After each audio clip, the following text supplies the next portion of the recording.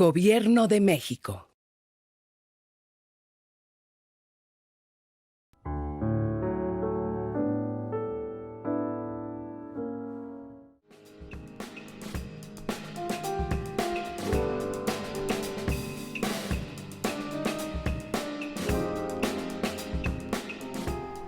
Buenas tardes a todos ustedes, gracias por seguir conectados en este ciclo de conferencias COVID-19 y el consultorio médico que organiza la Comisión Nacional de Arbitraje Médico.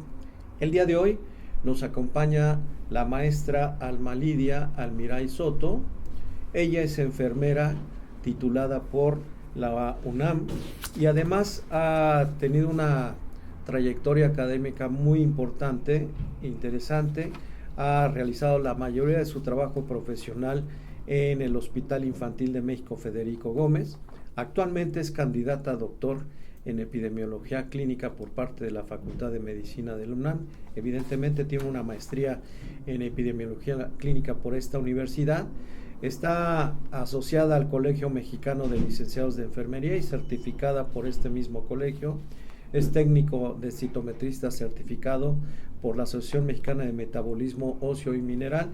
Además está certificada por la Sociedad Internacional para Clínicos en Densitometría. La maestra Almiray tratará el día de hoy el tema el COVID-19 y el profesional de enfermería en el consultorio de primer nivel.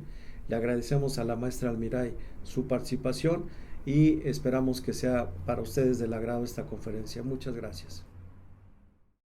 Bueno, buenas tardes. Antes que nada agradezco la invitación por parte de la CONAMED para dar esta presentación porque considero que estos temas son muy importantes y además pues lo que tiene que ver en relación al personal de enfermería pues es como fundamental, ¿no? Son de los profesionales que estamos en primera línea atendiendo este tipo de pacientes con este surgimiento de nuevos virus que causan alto grado de infección y tienen una mortalidad un poco elevada.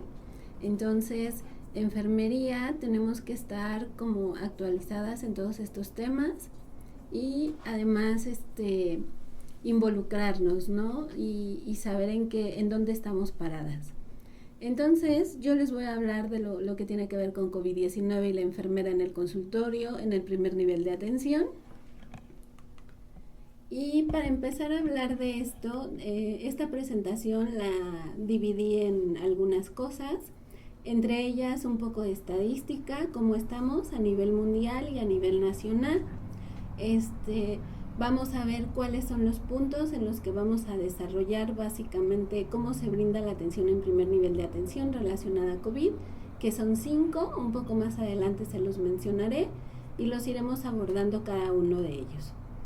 Entonces, ¿cómo estamos ahorita? Estas estadísticas que les estoy mostrando son hasta el día 24 de octubre del presente año. Esto quiere decir que fueron el viernes. A nivel mundial se han reportado 42.512 casos confirmados y 438.633 nuevos. De estos, 1.147 han sido defunciones y de ellas 5.669 son nuevas. La tasa de letalidad global a nivel mundial es del 2.7% por casos nuevos de COVID, obviamente por el virus de SARS-CoV-2. En México, ¿cómo estamos? Es importante recalcar que obviamente estas estadísticas se mueven muchísimo. Estas fueron del viernes, pero si están enterados, a partir de este lunes por la mañana ha habido nuevos rebrotes a nivel mundial. París, Irlanda, Italia, España. Seguramente estas cifras ya han cambiado del viernes para hoy y si tuviera las curvas, ya no las puse, pero las curvas han ido en aumento desde los 2.000 hasta los 6.000 casos comparado con estas cifras en cuanto a nuevos casos de COVID. En México, hasta el 24 de octubre se habían confirmado 891.000 casos totales de COVID y de estas 88.924 son defunciones totales. De los casos totales confirmados por SARS-CoV-2 por laboratorio, tenemos 864.696 y casos por asociación o determinación clínica epidemiológica son 26.464. Para comenzar este tema es muy importante que conozcamos cuál es la definición operacional de un caso sospechoso de una enfermedad viral. Esta definición operacional está plasmada y actualizada con fecha última del 25 de agosto de este año. ¿Qué involucra? ¿Qué sujetos entran en esta definición? Es cualquier persona de cualquier edad que en los últimos 10 días haya presentado al menos uno de los siguientes signos o síntomas mayores. Tenemos la tos, la fiebre, disnea, que este es un dato de gravedad, rinorrea, anosmia, disgeusia y conjuntivitis. Además que estén acompañados por al menos uno de cefalea para el caso de los niños o menores de edad y que tengan mialgias, artralgias, odinofagia, escalofríos y dolor torácico. Ok, esta es una gráfica que me parece muy representativa para lo que voy a abordar en el tema. Son los casos totales acumulados del personal de salud, relacionados al personal de salud que se han infectado por el virus de SARS-CoV-2. Este número de casos no está plasmado aquí si se contagiaron en el hospital o si se contagiaron en la comunidad. Sin embargo, son los casos que se tienen reportados igual hasta fecha de octubre de este año. Y aquí lo que pueden notar es que el personal de enfermería se encuentra con un alto porcentaje de infecciones. Las enfermeras nos ubicamos en el 42%, otros trabajadores de la salud en el 29-30%, los médicos contagiados aproximadamente son un 26%, laboratoristas son menos 2% y los dentistas un 1%. Cabe señalar que el personal de enfermería es el personal que tiene más tiempo en contacto con este tipo de pacientes, por el tipo de cuidados, por el tipo de relación enfermera-paciente que se da y la atención que se tiene que brindar. Sin embargo, si nos vamos a las defunciones, aquí tenemos una gráfica en donde se observa un mayor porcentaje de defunciones por parte del personal médico. La mayoría de las defunciones en cuanto a personal de salud podemos ver que los médicos representan casi el 50% de defunciones. En relación a los trabajadores de la salud, el 30%, y enfermería, aunque no está como de los más altos, el porcentaje que tiene también no deja de ser menos significativo, es de aproximadamente el 18%. Los dentistas un 2% y los laboratoristas se mantienen con un 2%. Como podemos ver aquí es importante porque el personal de enfermería y el personal médico creo yo que son los profesionales que tienen mayor contacto con las personas que se están infectando. Sin embargo, como se los dije, las que están mayor tiempo con este tipo de pacientes es el personal de enfermería. Obviamente, por eso creo yo que el porcentaje es más alto, pero los médicos no se quedan atrás y en cuestión de defunciones, el porcentaje más alto son ellos. Creo que son dos puntos muy importantes que no debemos de dejar pasar, sobre todo para esta presentación. Para esto, para ya irnos adentrando un poco en el tema, solo voy a recordar qué es lo que hace la enfermera de la atención primaria. Enfermería es multitask, tiene muchas funciones en todos los niveles de atención, no solo en el primer nivel, segundo, tercer nivel de atención, pero bueno, para esta plática solo nos vamos a enfocar a primer nivel de atención. ¿Qué es lo que hace la enfermera a este nivel? Muchas cosas, entre ellas solo puse las más importantes y que trato de englobar un poquito todo lo que hacen. A nivel internacional y a nivel nacional, las funciones de enfermería tienden a variar mucho. ¿Por qué? Porque a nivel internacional se ha visto que las enfermeras son más autónomas. Incluso en algunos países, a nivel de consulta externa, a nivel de atención domiciliaria, las enfermeras profesionales tienen la autorización y la capacidad de recetar y de diagnosticar. A nivel nacional, aquí en México todavía no llegamos a ese nivel, pero eso no significa que el personal de enfermería no se ve involucrado en estas dos acciones. ¿Qué es lo principal que se hace? Obviamente tenemos que garantizar una atención integral en las necesidades de salud durante todas las etapas de la vida del individuo. Todas las etapas escolares, infantes, adolescentes, adultos jóvenes y adultos mayores. Trabajan con pacientes y sus familias para abordar necesidades de atención inmediata, a largo plazo y en aspectos relacionados con todo el aspecto biopsicosocial del ser humano. Además de estas actividades, coordina y organiza la atención con el equipo de salud, tiene que brindar atención segura y eficaz en la prevención, en el diagnóstico y en el tratamiento del usuario, además de la rehabilitación. Ahora, para entrar de lleno ya a lo que es el tema, vamos a ver dentro de estas funciones que yo les mencioné, cómo va a trabajar el personal en primer nivel de atención frente a COVID-19. Básicamente estuve revisando la evidencia de la literatura y tenemos para abordar este tema 5 puntos principales. Los iremos abordando cada uno durante la presentación.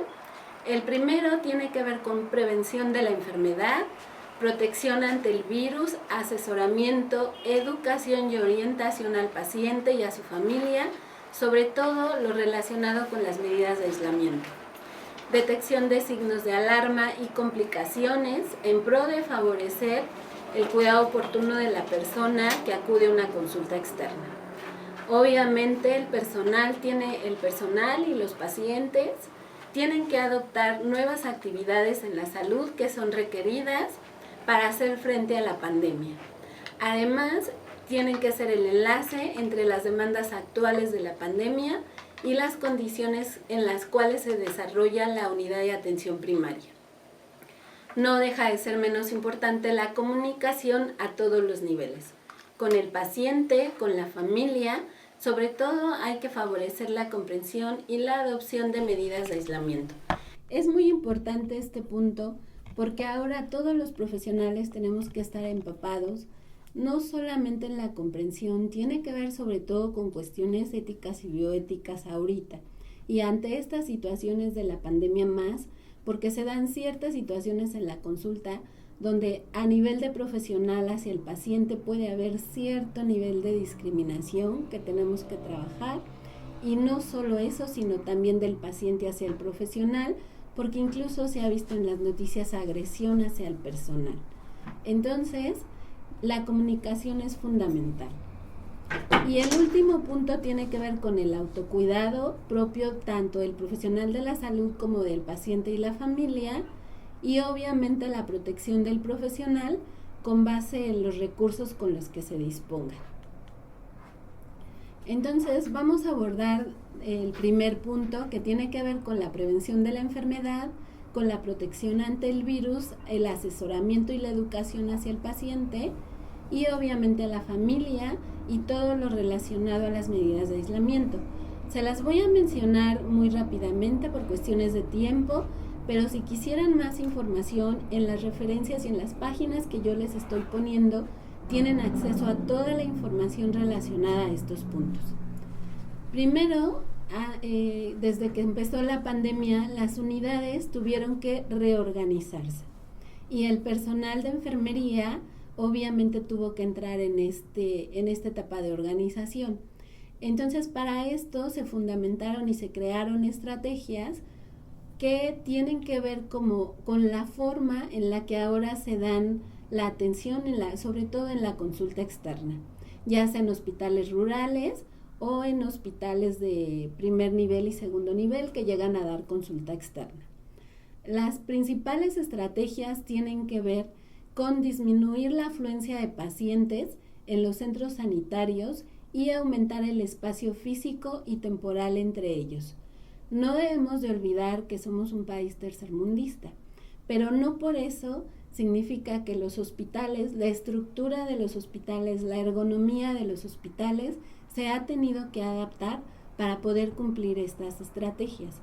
Y enfermería entra de lleno porque a la hora de separar a los pacientes con asientos en las salas de espera, a la manera de brindar la atención, la información, se tiene que trabajar mucho la comunicación con ellos.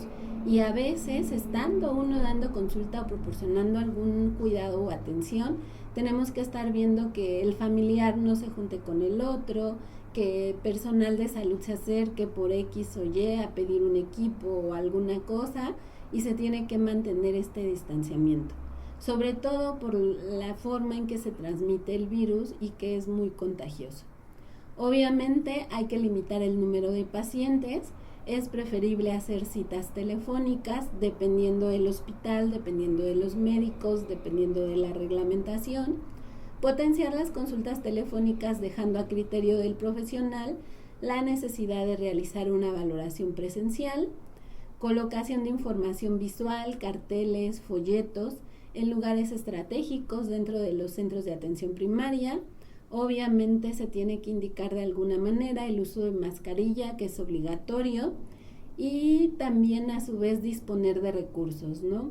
Sobre todo disponer de dispensadores con preparados de base alcohol al alcance de la población y del personal, específicamente a la entrada y a la salida. Se tienen que establecer rutas de movilización, de traslado, tanto de pacientes como de familiares y de personal. Aquí cabe mencionar que se tiene que usar mascarilla, es obligatorio.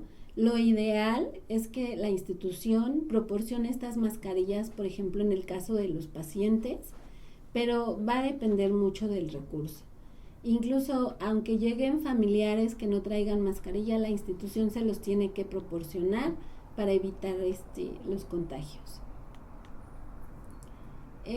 Dentro de este punto de la prevención y del aislamiento y de todas estas cuestiones, tenemos que las unidades de primer nivel de atención tienen que hacer la evaluación clínica y paraclínica de un caso sospechoso o confirmado de COVID. Además, debe apegarse a las prácticas para los pacientes con infecciones respiratorias agudas y lo relacionado a las comorbilidades. ¿Qué vamos a ver en estos puntos? Sobre todo y en los hospitales que son COVID, las unidades de triage. ¿Qué es una unidad de triage? Obviamente es un lugar específico donde se van a evaluar a los pacientes. Es el primer contacto que se tiene con el paciente para valorar si puede o no ser un caso sospechoso de COVID. Generalmente en los servicios de urgencias ya existían los servicios de triage para la atención de los pacientes. Pero ahora tiene que haber dos, uno específico para pacientes sospechosos de COVID y además el triage para la atención que se proporcionaba. Tenemos que tomar en cuenta, generalmente en esta fase del triage se aplica un cuestionario, donde un pequeño cuestionario que no dura más de 5 minutos para evaluar sintomatología de los sujetos y poder derivar al paciente, si es que es sospechoso de COVID, a una zona específica de pacientes tratados por este virus. Es fundamental, obviamente, en esta área determinar los signos vitales y la oximetría de pulso.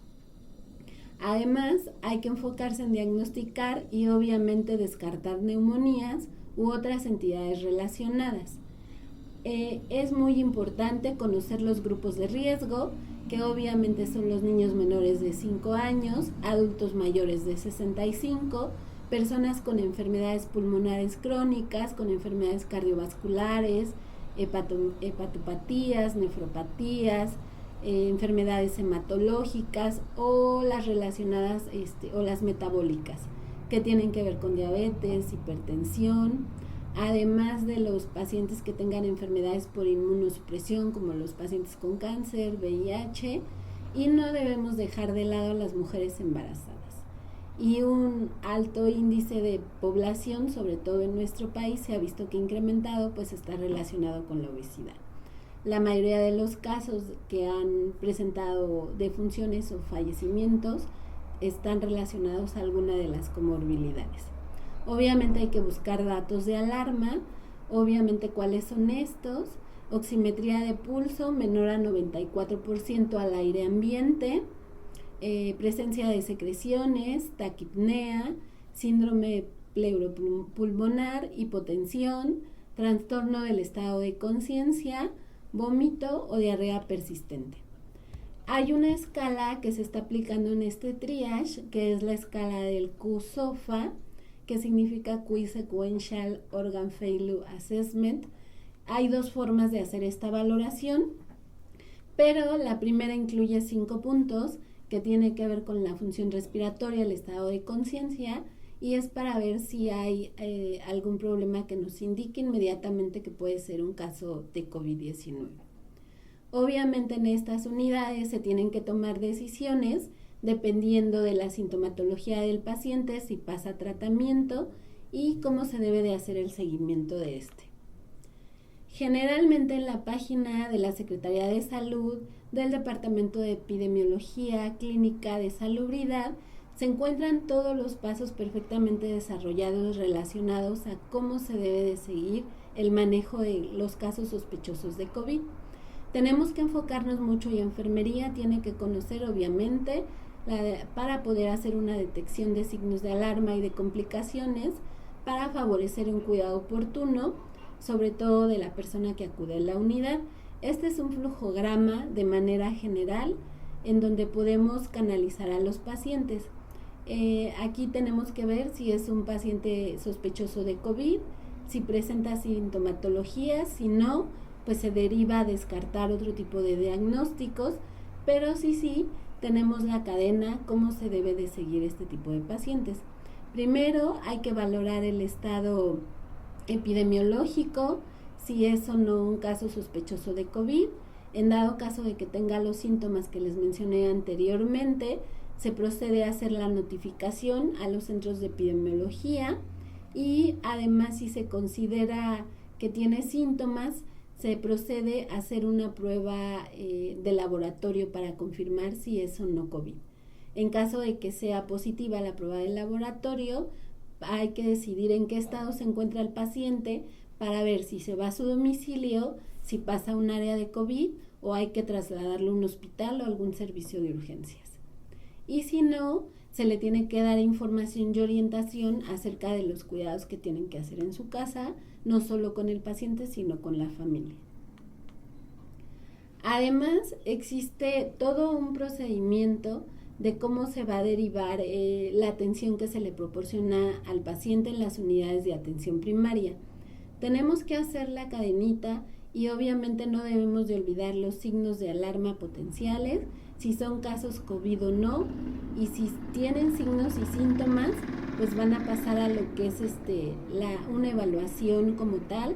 Generalmente estos stands de triage se encuentran con personal de enfermería equipado con equipos de protección personal, cuentan con personal de enfermería, personal médico, con las barreras que deben existir para poder valorar a este tipo de pacientes y verificar realmente si puede o no puede ser un caso de COVID. Dependiendo de la sintomatología que tenga, se procede a mandarlo a hacer una prueba de COVID, se recibe al paciente, se valora. Si tiene sintomatología, puede pasar al área designada de COVID, puede pasar al área de urgencias para atención inmediata, o si no está con signos de alarma graves, se puede derivar a su domicilio. Generalmente lo que están haciendo las instituciones es que si toman una prueba de COVID, se les avisa del resultado de la prueba a las 24 horas o 3 días posteriores, dependiendo de la prueba que se esté utilizando. Y entonces se le da información al paciente y se evalúa su evolución para tomar decisiones en su atención. Obviamente, en todo este proceso siempre va a estar involucrado el personal de enfermería. En todo, desde la valoración del paciente, la toma de signos vitales, probablemente la toma de la muestra, educación e información al paciente, porque ya desde esa etapa tenemos que informarle cómo se transmite, por qué se pudo contagiar, en qué momento fue, qué va a pasar con la familia y el tipo y todo lo que tenga que ver relacionado con el tipo de atención que va a recibir. Y generalmente los pacientes hacen muchas preguntas hacia el médico, pero también el personal de enfermería. Entonces, enfermería tenemos que conocer todo de COVID-19, su método de transmisión, cómo es el virus, cómo se transmite, cómo podemos protegernos, cuáles son los signos de alarma, cómo lo puedo detectar, y no solo para el paciente, sino para la protección de nosotros mismos como profesionales.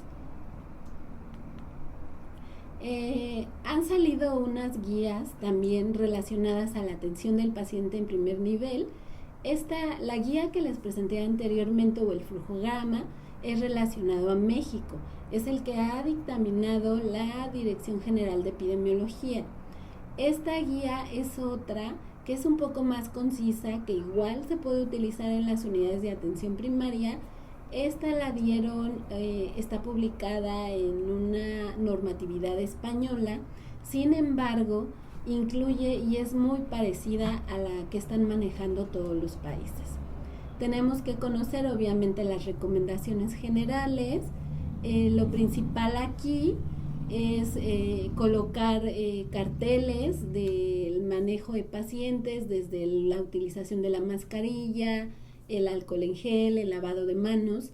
La higiene de manos es muy importante, realizar un diagnóstico sencillo y la utilización de mascarilla, y obviamente conocer los signos de alarma de detección para decidir qué es lo que se va a hacer paso a paso con cada uno de los pacientes.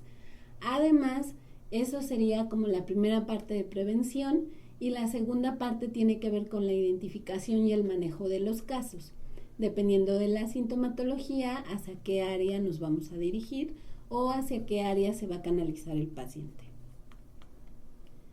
El tercer paso de esta presentación para la atención de enfermería en atención primaria de la salud tiene que ver con la adopción de nuevas actividades de salud frente a la pandemia. ¿Por qué? Porque enfermería va a ser el enlace entre las demandas actuales y las condiciones existentes de la unidad de atención. Aquí hay 3 puntos que desarrollé.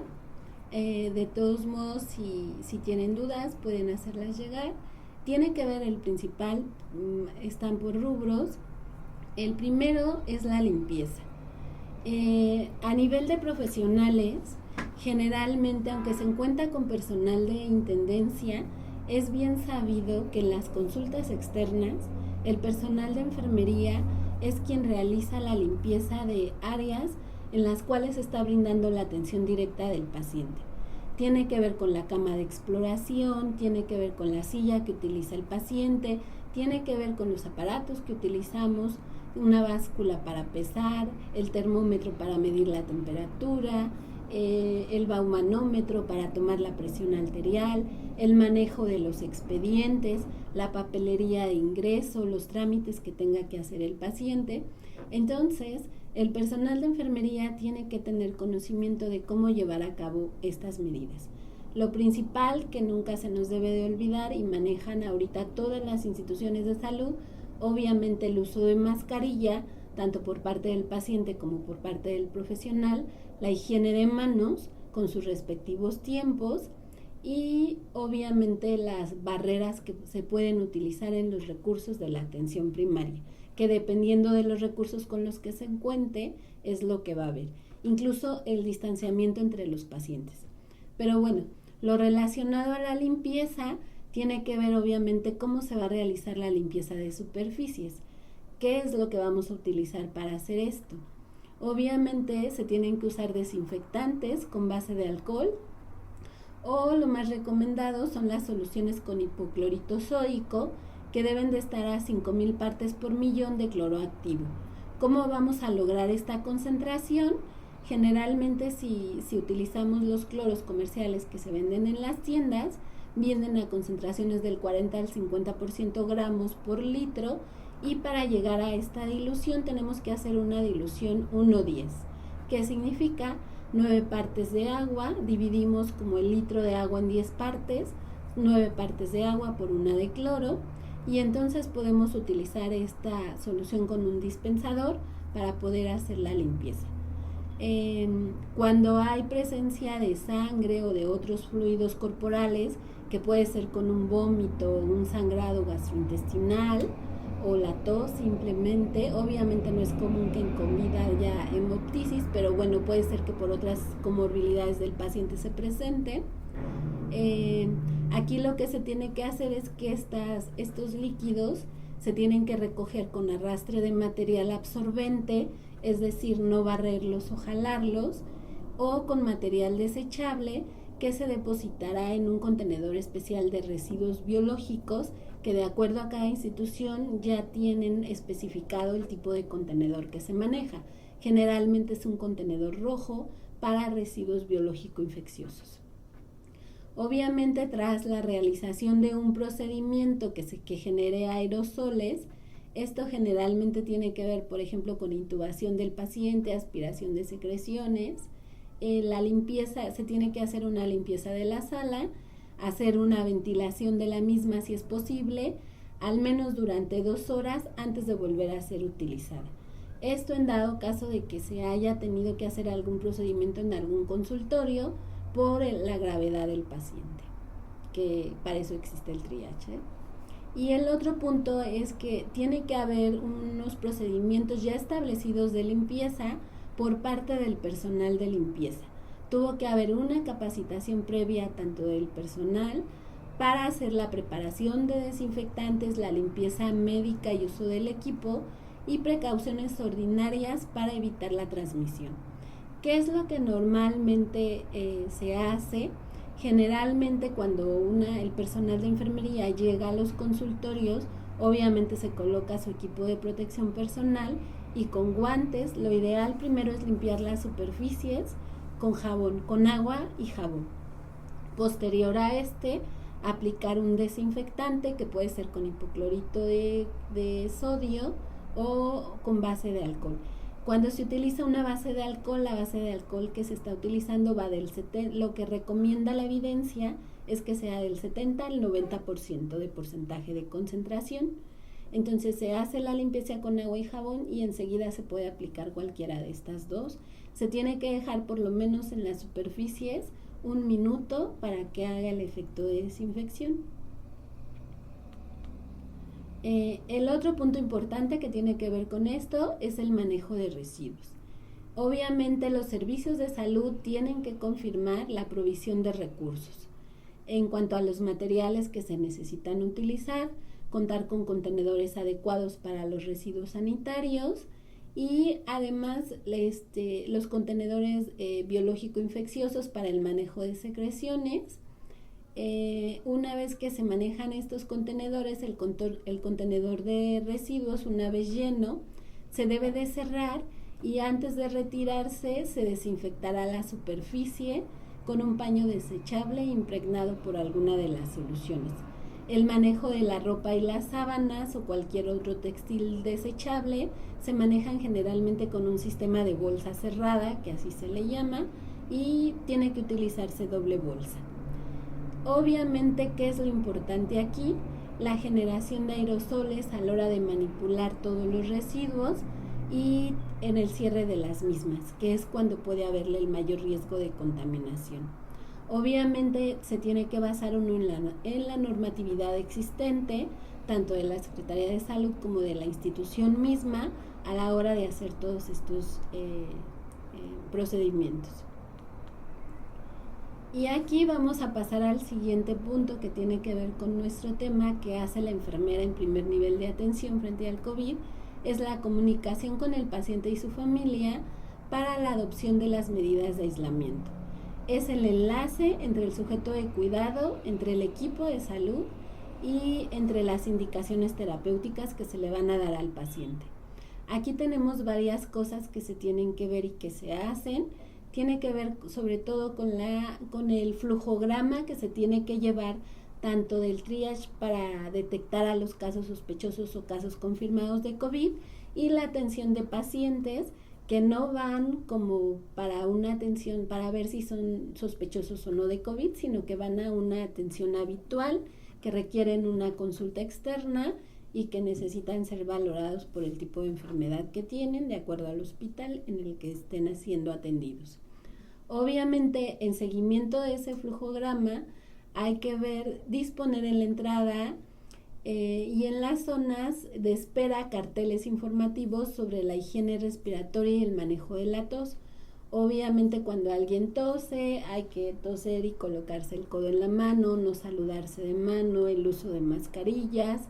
Todos estos procedimientos están perfectamente estandarizados y protocolizados en cada institución y en cada servicio, y yo estoy segura que el personal de enfermería está perfectamente capacitado en estos procedimientos.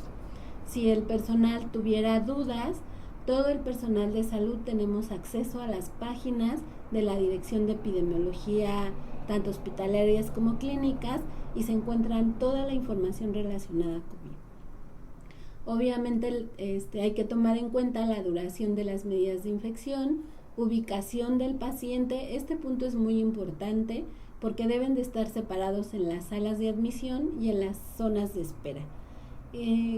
Les puedo recalcar aquí, yo no he dejado de trabajar, he estado desde que empezó la pandemia en la consulta externa, obviamente, y sí les puedo decir que cuando se dieron los primeros casos o empezaron a llegar los pacientes, cuando se paró la ciudad en economía y en varias cuestiones, se disminuyó mucho la afluencia de pacientes en las consultas externas. Obviamente se suspendieron en muchos casos las consultas, pero posteriormente se comenzaron a reabrir con un número limitado de pacientes. ¿Qué pasaba en relación a esto? Obviamente, como se respetaba muchísimo la cantidad de pacientes que se recibían, pues podíamos mantener esa distancia de 2 metros. Incluso la gente, yo creo, estaba más concientizada acerca del peligro que implicaba contagiarse del virus. Y entonces, como que se respetaba un poco más todas estas procedimientos. Pero si ahora me preguntan, yo les puedo decir que ahora que estamos regresando y que ya regresaran como a su funcionamiento normal las consultas externas, la afluencia de pacientes obviamente ha cambiado, ha aumentado muchísimo, y mantener este distanciamiento cuesta trabajo. Hay familiares que están marcadas las sillas donde pueden sentarse y con el espaciamiento que deben de tener. Y por ejemplo en las consultas con niños es complicado porque la mamá tiene que tener al niño en el lugar en el que debe estar, pero el otro niño ya se acercó al otro, y es ahí donde enfermería tiene que entrar de la mejor manera, hacerle entender al paciente por qué es importante este distanciamiento. Obviamente se tienen que establecer circuitos diferenciados de pacientes y de profesionales en los sectores de COVID y de no COVID, y obviamente las instalaciones de barreras físicas, sobre todo desde la persona que recibe al paciente y hace un primer cuestionario, el personal que toma la temperatura y proporciona el alcohol en gel, y obviamente cuando ya el paciente llega a la consulta y con el personal de enfermería que le va a recibir sus papeles, puede ser su carnet o la hoja de admisión, para ver a qué horas tenía su cita, tomarle signos vitales y poder pasar a la consulta con su médico. Pacientes con sospecha de infección por coronavirus tiene que ser obviamente conducido a un área designada, y obviamente este punto es muy importante. La actividad generalmente en la consulta externa es burocrática y es global en todos los hospitales. Entonces, tiene que ver mucho con las recetas de los pacientes, los informes que se les dan, si están dados de alta o bajas, o si van a ingresar a un hospital. Y obviamente el trámite burocrático es impresionante. Pero en tiempos de pandemia de COVID, lo ideal es promover durante esto la desburocratización de las consultas. Es decir, hacerlas más eficaces y resolutivas. ¿Qué queremos? Que el paciente no se quede tanto tiempo en la consulta externa haciendo trámites, de ir a la farmacia, sacar su medicamento, de sacar una cita. Todos estos procedimientos, lo ideal es tener una normatividad para evitarlo. Y enfermería tiene que tener un alto grado de conciencia para poder informar a los pacientes todo lo relacionado con esto, para hacerle entender por qué tiene que haber distanciamiento, porque si no los padres o los familiares se pueden sentir ofendidos, y hay que trabajar mucho esa parte. Otro de los puntos muy importantes y que dejé al final, no deja de ser menos importante de todo lo que ya les mencioné, pero en las primeras gráficas que yo les puse un porcentaje de cómo está el personal de salud infectándose en cuestiones de COVID. Los porcentajes que yo les puse son de México, porque pues a pesar de que se cuenta con los recursos de protección personal, a pesar de que a lo mejor en algunas instituciones se incrementaron o se hizo la contratación de personal para atender este tipo de pacientes, y a pesar de que se mencionan que no faltan los recursos en las instituciones, el personal se sigue contagiando. Y en relación a enfermería vimos que el 40% del personal de todo el profesional de salud es el que más infecta, y le sigue el personal médico. Entonces, este punto por eso lo quise dejar al final. Aquí que tenemos que ver en cuestiones de protección profesional, pues que tenemos que adaptarnos a los recursos con los que se dispongan. Entonces, primero que nada, no debemos dejar pasar de lado las medidas de prevención para los profesionales de atención primaria.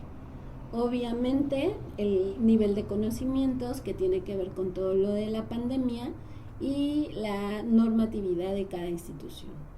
Además, el personal de enfermería tiene que conocer, y yo creo que todas lo conocen, las precauciones estándar que se manejan normalmente en todas las instituciones de salud, no solo para la prevención de virus, sino también para prevenir la transmisión de bacterias, y como todas sabemos que puede darse incluso en una consulta externa infecciones nosocomiales.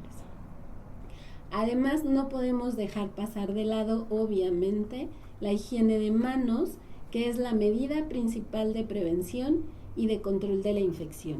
Aunque se utiliza el alcohol con base de gel para las manos, este solamente se debe de utilizar cuando no contamos con un grifo o un lavabo al lado para poder lavarnos las manos. Lo ideal es el lavado de manos y como medida secundaria la utilización de alcohol en gel. Obviamente ahorita para la pandemia de COVID lo que se debe de utilizar son las dos cosas, el lavado de manos y la base de alcohol en gel. Y tenemos que tener, además es muy importante, conocimiento en las precauciones de transmisión. ¿Por qué? ¿En qué tipo de transmisión? Obviamente, como el virus es altamente contagioso, sabemos que el virus de SARS-CoV-2 se transmite principalmente por gotas, se diseminan por aire, y las gotas con las que se diseminan es simplemente al hablar, y generalmente estas gotas tienen un tamaño de más de 5 micras de diámetro. Yo ahorita simplemente por el hecho de estar hablando, si tuviera el virus a 1 metro de distancia, yo podría contagiar a todos los que se encuentran a 1 metro de distancia mío por este medio de transmisión. El otro tipo de contacto es por contacto directo en las superficies. Obviamente, si yo soy un paciente que tengo el virus y no ocupo las medidas de transmisión y tengo el virus en las manos y de las manos toco a otra persona y esa persona se lleva la mano a la cara o se toca la nariz o los ojos, obviamente puede infectarse por el virus. Entonces, los principales métodos de transmisiones por contacto directo, por agentes infecciosos, la transmisión por gotas y obviamente por vía aérea. La transmisión por vía aérea tiene que ver con agentes infecciosos que se transmiten por aerosoles. Esto es, al estar haciendo algún procedimiento en las instituciones de salud que tiene que ver con secreciones. Una toma de muestras, por ejemplo, un exudado nasofaringeo, aspiración de secreciones o manejo de secreciones en la atención de los pacientes. Y además, si yo estoy proporcionando atención en el cual tengo que verme cara a cara con el paciente a una distancia no mayor de 1 metro, obviamente estos 3 métodos de transmisión pueden llevarse a cabo. Entonces, el personal tiene que saber que estos son los 3 métodos fundamentales para la transmisión del virus, y obviamente conociendo estos 3, sabemos qué tipo de protección personal es el que hay que utilizar. Obviamente se tiene que usar el equipo de protección para microorganismos transmitidos por gotas, por contacto y por vía aérea. Generalmente el equipo que se utiliza es la mascarilla, la bata, quirúrgica de preferencia, de manga larga, y va a dependiendo del procedimiento que se tenga que realizar, además la utilización de guantes y la protección ocular. Esta tabla son las recomendaciones que da la OMS en relación al equipo de protección personal. Sobre todo se da, creo yo, lo han vivido todas en la consulta externa, porque las instituciones, por ejemplo, pueden decir, en la consulta externa no se realiza a lo mejor una aspiración de secreciones o no se realiza una intubación de pacientes, pero sí tengo contacto directo con la persona, pero a lo mejor mi gerente o el jefe de piso me puede decir, no, como tú no tienes que te puedas contaminar, por ejemplo, por vía aérea, que es por aerosoles en los procedimientos, pues no es necesario que utilices la bata o no es necesario que utilices una mascarilla N95. La atención con la que tú vas a brindar solo necesitas una mascarilla tricapa, necesitas un chemis quirúrgico a lo mejor que tengas y tu higiene de manos, tus precauciones estándar. Esto es muy importante, ahorita les voy a decir por qué. Esto es lo que dicta la OMS de qué es el equipo que se debe de utilizar. Cuando se hace un cribado y una selección de pacientes, aquí va a depender si el cribado preliminar es sin contacto directo.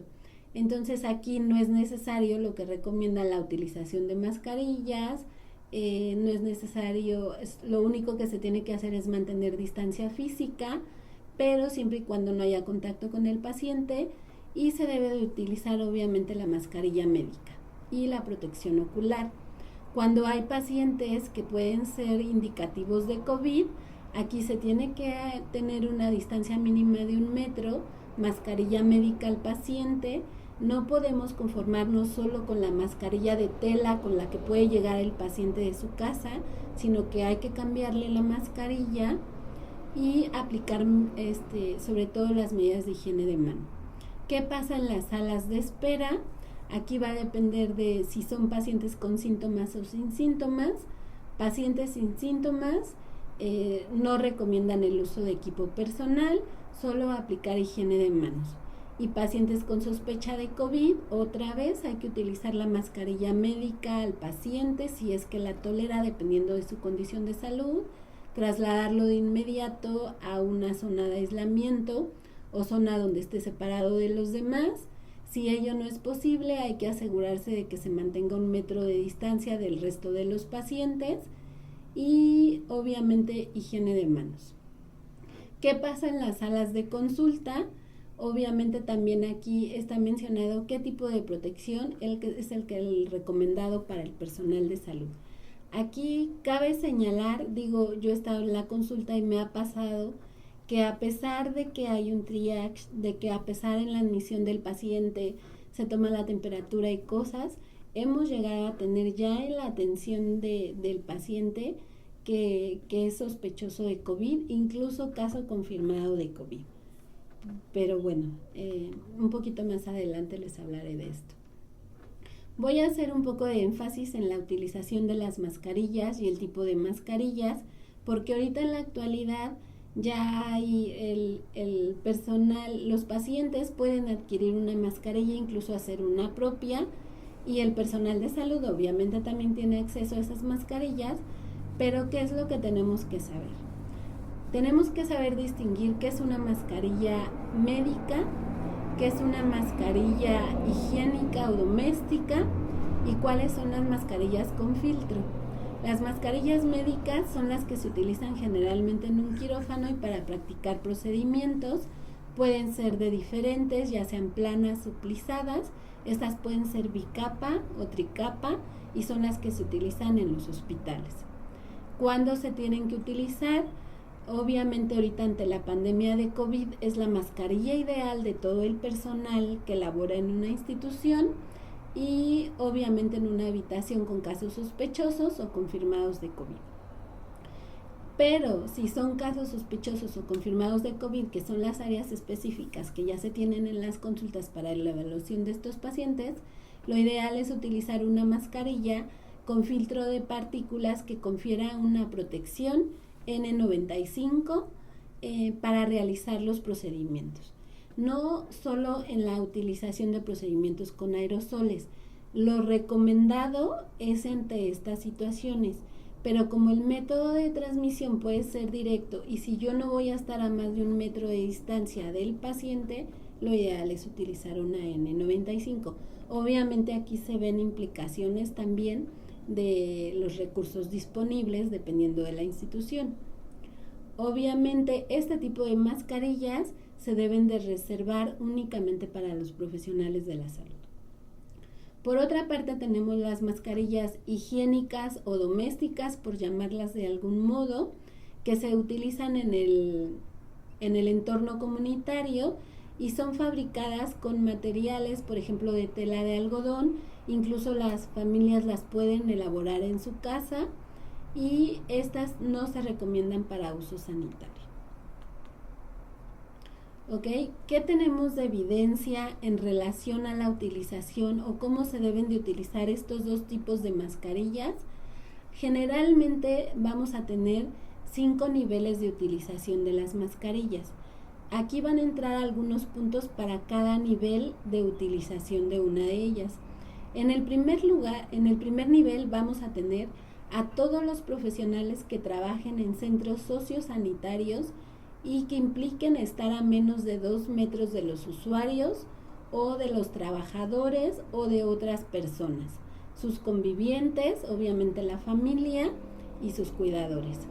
Ese va a ser el primer nivel. El segundo nivel vamos a tener personas en cuarentena domiciliaria y los contactos estrechos de los casos. Para contactar a sus convivientes o la familia o estas personas cuando tengan que salir a la calle, ya sea para abastecerse de algún recurso y para prevenir el contagio. En el tercer nivel vamos a tener a todos los grupos vulnerables, personas mayores de 60 años, niños menores de 5 años, personas con patologías crónicas, mujeres embarazadas, sobre todo cuando van a salir a la calle o van a tener contacto con otras personas. Y en el cuarto nivel vamos a tener a las personas que no entran en estos grupos vulnerables, pero que tienen que salir a la calle por motivos de para disminuir el riesgo de contagio. Pero aunque estén en el resguardo en su casa, tienen que salir a hacer compras de comida o de otras cosas o de farmacias. En el quinto nivel vamos a tener la posibilidad del uso de la población general, que obviamente también andan en la calle por cuestiones de trabajo o que trabajan en supermercados, en las farmacias, en todo este tipo de cosas. ¿Cuándo vamos a utilizar una mascarilla médica? Obviamente las mascarillas médicas se van a utilizar en el primer nivel, en el segundo nivel y en el tercer nivel. Y las mascarillas higiénicas o domésticas se van a utilizar obviamente en el cuarto y en el quinto nivel. En grupos vulnerables tienen que ser mascarillas médicas, de preferencia. ¿Ok? Ahora les voy a hablar, esto es en relación a cómo se deben de utilizar las mascarillas. Es muy importante que el personal de enfermería se mantenga actualizado con la evidencia existente y la nueva información que va saliendo, todo lo relacionado a la pandemia. En lo relacionado a las mascarillas, ahora ya ven que hay muchos tipos de mascarillas. Hay KN95, hay N95, con filtro y sin filtro, mascarillas tricapa y bicapa, y que la puedo reutilizar si la guardo en una bolsa de papel, si la meto en una bolsa de plástico. ¿Cómo voy a hacer la reutilización de estas mascarillas? Yo me di a la tarea de buscar en la evidencia y lo que encontré es una revisión sistemática, una rapid review que hicieron en diferentes países europeos para ver el manejo de la reutilización de las mascarillas del personal sanitario. Y aquí encontré algunos puntos importantes. Ellos hicieron una compilación de estudios de diferentes bases de datos, obviamente con la metodología que se tiene que llevar para una revisión sistemática. En este estudio se basaron en la metodología de Cochrane para Rapid Review, lo que quiere decir que podemos considerar que tiene calidad el estudio que se realizó, y lo que ellos encontraron fueron esto. Los resultados y las conclusiones a las cuales ellos llegaron son las siguientes. ¿Qué es lo relacionado a la reutilización de mascarillas quirúrgicas? No se recomienda el uso extendido con o sin algún procedimiento.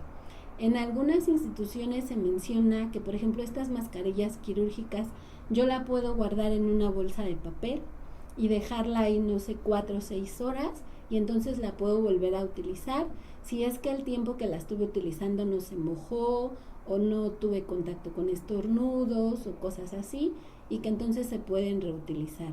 En esta revisión lo que se encontró es que no se recomienda. ¿Qué pasa con las mascarillas durante y después de la utilización de mascarillas después de procedimientos de generación de aerosoles? Aquí entran todas las N95. En la evidencia se han publicado algunos artículos que dicen que las mascarillas KN95 con filtro tienen menos porcentaje de protección que las que no tienen filtro. Esa es una. Y la otra es que las comparaciones entre guías, documentos y revisiones sistemáticas obviamente es limitada. Hay mucha inconsistencia entre los datos y hay diferentes niveles de reutilización de estas mascarillas. Es decir, hay quienes recomiendan que, por ejemplo, la KN95 la puedo meter a luz ultravioleta, y que entonces si yo la meto a la luz ultravioleta 20 minutos y la saco, la puedo volver a utilizar. Hay quienes dicen que, por ejemplo, si yo rocío la N95 con alcohol al 70%, a lo mejor la puedo meter en una bolsa de papel y volverla a reutilizar. Hay diferentes métodos que se utilizan también para volver a reutilizar este tipo de mascarillas, que puede ser a vapor, que puede ser con gas. Entonces, ellos lo que ven es que hay mucha disparidad entre estos procedimientos, los resultados no son concluyentes y no todas tienen el porcentaje de protección que se debería esperar para reutilizarlas. Entonces, ¿qué es lo que sucede? Que no se recomienda la reutilización de estas mascarillas. En el procesamiento de respiradores, las condiciones controladas y estandarizadas se recomienda, pero obviamente hay inconsistencias en cuanto a cómo y cuándo llevarlas a cabo. O sea, hay más de 5 metodologías para reutilizar las mascarillas N95, pero los resultados son diferentes. Hay algunas que alcanzan el nivel de seguridad que se tiene, lo mencionan en la revisión, los datos duros, pero al final de cuentas no es lo más recomendable. ¿Qué nos dice el último punto? Que el uso prolongado y la reutilización en centros e instituciones de salud debe garantizar la existencia de políticas y de sistemas para que estas prácticas puedan llevarse de forma segura. ¿Qué es lo que recomiendan al final de esta revisión? Es que ninguna de estas mascarillas se debe de reutilizar. Las mascarillas médicas tienen un uso aproximado de 4 a 6 horas máximo, y las KN95 hasta de 8, 12 y algunos mencionan que 16 o 24 horas. Pero después de esto no sería recomendable utilizarlas si yo ya la estuve trayendo por lo menos 12 horas, 8 horas al día. Entonces, solo debe de reconsiderarse el uso prolongado y su reutilización en situaciones de escasez extremadamente crítica. Solo que no se cuente con el recurso, entonces sí se podrá reutilizar alguna de las metodologías para hacerlo, pero lo ideal es que no se reutilice ninguna de ellas. Ok. De todo lo que les mencioné, en la atención primaria por parte de enfermería en pacientes con COVID, obviamente tenemos que basarnos en la normatividad existente, tenemos que tener los conocimientos más actuales de las estadísticas de la pandemia, de cómo se transmite el virus, del tratamiento que hay, si se han salido nuevos tratamientos, incluso cómo va la creación de la vacuna. Pero esta es toda la parte como para hacer la atención del paciente. Pero ¿qué ha pasado ahorita? ¿Cómo se está comportando? ¿Qué experiencias han tenido las enfermeras ante la pandemia en un primer nivel de atención? Les puedo decir que estos datos que les estoy presentando es un estudio que se realizó en Australia, que obviamente su objetivo principal es presentar la experiencia de las enfermeras en la atención primaria de la salud en frente a la pandemia y pacientes con COVID-19. ¿Qué encontraron? Ellas realizaron una encuesta en línea que hicieron girar por diferentes medios a todos los colegas de enfermería para ver qué experiencias están viviendo ahorita con relación a los equipos de protección, a la seguridad, a la atención que se brinda. Encuestaron un total de 637 enfermeras. Obviamente este estudio fue realizado en un país en desarrollo, no fue realizado todavía en Latinoamérica, y que encontraron, lo principal es que ellas se vieron afectadas por la disminución de horas de trabajo, por pérdida real o amenaza del empleo. Obviamente con la pandemia, en la mayoría de las instituciones de salud disminuyeron el número de pacientes, el número de consultas, el número de estudios. Entonces, se supone que al disminuir todos estos procedimientos, pues ya no se requirió tanto personal, y a nivel de enfermería en esos países han sentido cierta inseguridad por la pérdida de trabajo, cosa que no creo que suceda aquí en Latinoamérica. Habría que ver qué está pasando. En relación a suficiente conocimiento de COVID, ¿qué percibe o qué nos dice el personal de enfermería? Pues el personal mencionó que el 92% del personal tiene conocimiento de COVID. O sea, aquí no tenemos algún problema. En lo relacionado a los equipos de contar con el equipo de protección de personal adecuado, se les hicieron preguntas si contaban con él nunca o solo algunas veces. ¿Y qué es lo que encontraron? Uno de los puntos fue evaluar si conocían las pautas generales del uso de protección personal, y el 43% mencionó que sí las conoce, o que si conocían la existencia de guías específicas del uso del equipo de protección personal entre pacientes con COVID, y el 48% también las conoce. ¿Qué pasa en relación a contar con el recurso? Se les preguntó si contaban con suficientes batas para proporcionar la atención de pacientes, y el personal que refirió que contaba con suficientes batas solo fue el 27%. Si contaban con mascarillas N95, el 23%. Si nunca tuvieron batas para proporcionar la atención, el 40%.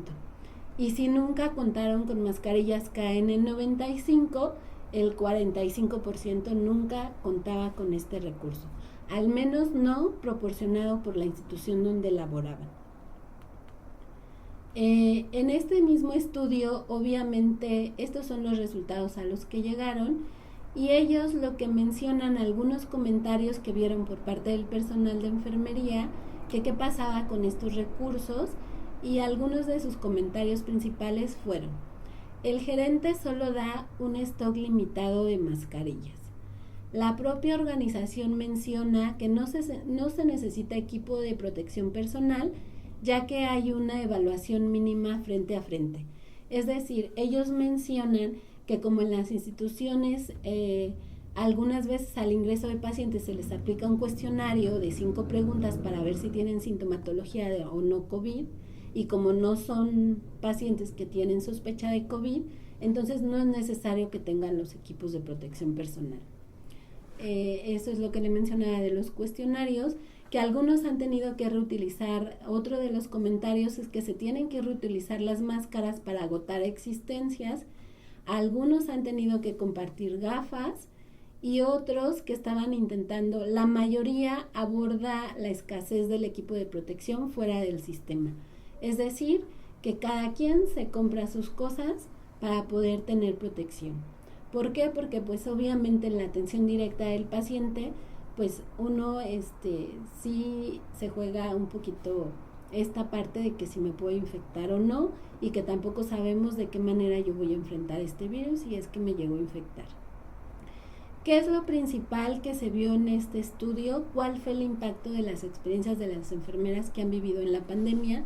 Esto en primer nivel de atención tiene que ver con el impacto psicológico y principalmente con 3 cosas.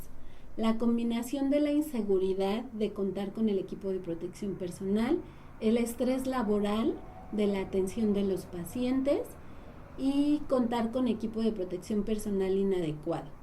Además de la protección de la seguridad del personal, de la familia y del paciente. Sobre todo por estas cuestiones que se han dado de agresiones hacia el personal de salud. Obviamente en estos países desarrollados se da menos, pero se ha llegado a presentar. Obviamente, ¿qué tenemos que tomar en cuenta entonces en todo esto?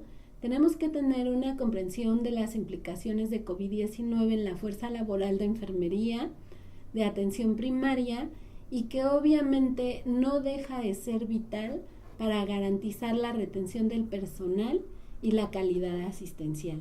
Obviamente, si el personal se está viendo afectada por estas cosas, la calidad de la atención que va a proporcionar no es la misma si yo como personal de enfermería me siento segura que si no tengo esa seguridad al proporcionar la atención. Este tipo de estudios, el personal de enfermería tiene que enfocarse hacia la evidencia que se está generando, cómo se está comportando, y este tipo de evidencia nos da la pauta a los directivos para que vean qué es lo que hace falta reforzar en su personal. Entonces yo les invitaría a que con esta presentación se acerquen a la evidencia, se acerquen a conocer las cifras actuales, a cómo se está comportando el virus, si ya cambió, no ha cambiado el modo de transmisión, sigue siendo altamente contagioso y obviamente sigue generando muertes. Tenemos que ubicarnos en la realidad de que ahorita está habiendo un rebrote en los países europeos. Como se los mencioné al inicio de la presentación, ahorita las cifras se elevaron muchísimo, pero por mucho. Si ya empezaron en Europa, no tardamos en empezar aquí también. Entonces tenemos que estar preparadas en estas situaciones, y incluso, aunque sé que la carga de trabajo es importante, porque además tengo que llegar a casa y a lo mejor convivir con la familia, no podemos dejar de mirar estos datos, estas cuestiones, y de generar sobre todo protección tanto para el usuario como para uno mismo. Y eso es todo, gracias. Maestra Almiray, le agradecemos mucho su participación, creo que ha sido muy interesante su plática, y espero que para todos los compañeros profesionales de salud, especialmente el grupo de enfermería, le haya sido de utilidad esta plática. Como siempre, los esperamos para el próximo martes, que estará con nosotros la doctora Ana Cecilia Berni Betancourt, quien tratará el tema COVID-19 y el paciente con hipertensión arterial en el consultorio de medicina general. Los seguimos invitando a que sigan ustedes las transmisiones de todas nuestras conferencias en la página oficial de YouTube de la Comisión Nacional de Arbitraje Médico, y los invitamos nuevamente para que puedan ustedes participar en el curso Prevención del Conflicto contra el Profesional de la Salud que organiza la CONAMED, y que ustedes pueden ver la información completa del mismo en la página www.go.mx/CONAMED. Muchas gracias y los esperamos la siguiente semana.